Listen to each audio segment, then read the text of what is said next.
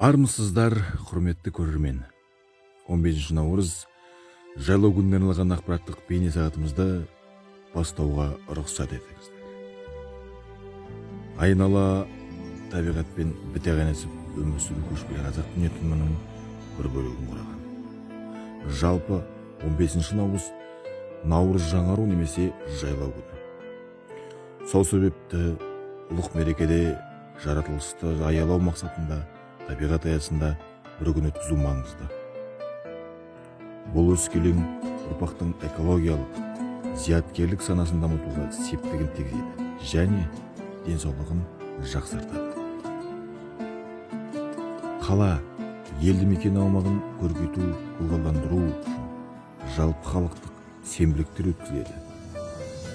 Барлық мекеме ұжымдарының бір мезеттегі ағаш отырғызу, қайырымдылық акциясы мен әлеуметтік желілер бойынша әр үйден бір ағаш атты челлендж ұйымдастыру өте маңызды. Үздік ұйым ауласы мен үздік мектеп ауласы секілді байқаулар өткізу, сенбілік өткізу, ағаштар мен гүлдер өткізу. Сонымен қатар бейбітшілігіміз бен татулығымыздың негізін қалаған жаңа тарихымыздағы бірнеше айтулы оқиғалардың бірі 1991 жылы Семей полигонының жабылуы. Осыған байланысты арнайы іс-шаралар ұйымдастырылды. Барша азаматтардың болашағы үшін ерекше маңызды шешім екенін ескерген жөн. Нұрсұлтан Әбішұлы Назарбаевтың «О даланың жеті қыры» атты мақаласының Қазақстан қызғалдақ пен алманың отаны деп ерекше атап өткен. Осыған байланысты Қызыл кітапқа енген қызғалдақты республика бойынша атап өтті. Көктемнің жаңа өмірінің, тіршіліктің жаршысы екендігін насихаттайтын фестивальдер өткізілуі тиіс. Мысалы, Стамбул тұрғындары жыл сайын қызғалдақ фестивалін өткізеді.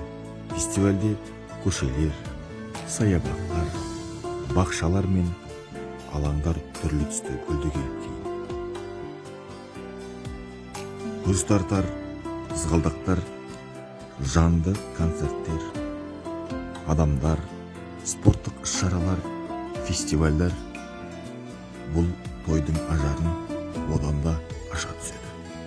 Сондықтан да табиғатымызды аялайық.